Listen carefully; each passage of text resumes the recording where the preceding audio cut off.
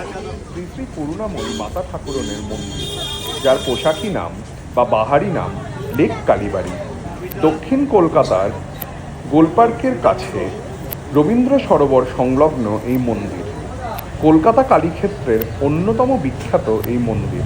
তবে এই মন্দির তুলনামূলকভাবে অনেকটাই নতুন। শোনা যায় 1949 সালে এই মন্দির স্থাপিত হয়েছিল। এক মহান কালী সাধক মায়ের স্বপ্নাদেশ পেয়ে এই মন্দির স্থাপন করেন। অতীতে পর্ণকুটির থাকলেও আজ মায়ের স্থায়ী মন্দির রয়েছে। এছাড়াও মায়ের নতুন সুবৃহৎ মন্দির নির্মাণের কাজ চলছে। এই মন্দিরে মায়ের বেদির পাশে রয়েছে এক পঞ্চমুণ্ডির আসন।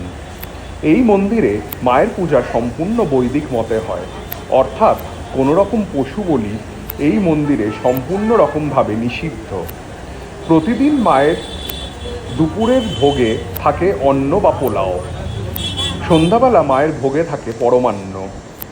এই মন্দিরে প্রতিদিন দুপুরে এবং সন্ধ্যাবেলায় নরনারায়ণ সেবারও ব্যবস্থা রয়েছে।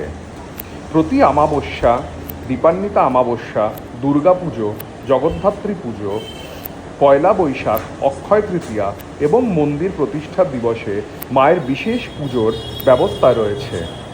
এই মন্দিরে মা কালীর সঙ্গে আপনারা দর্শন করতে পারবেন আরও দুই মহাবিদ্যা, দেবী ধূমাবতী এবং দেবী বগলামুখীকে।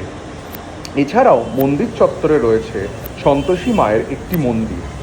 এই মন্দির গাড়ি পুজো বা বাইক পুজোর জন্য অতি জনপ্রিয়। তাহলে আর দেরি করবেন না, চলে আসুন, একবার এসে মাকে দর্শন করুন। আর মায়ের আশীর্বাদে আপনাদের সকলের মনস্কামনা পূর্ণ হোক। জয় মা।